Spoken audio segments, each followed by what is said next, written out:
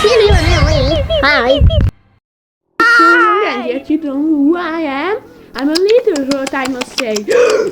I'm the owner of the strength which you have never possessed and never will possess.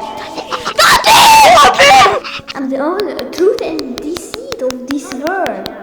What you mistake for the power of truth is but a tiny droplet in my limitless ocean of knowledge. Oh, who am I?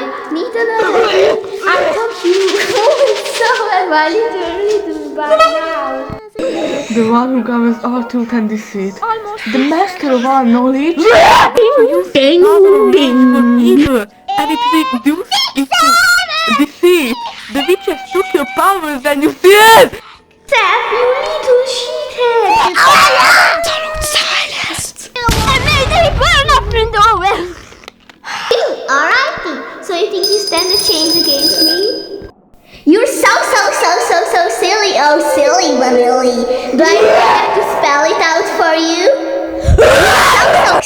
So silly, oh silly Vanilly. Do I really have to spell it out for you?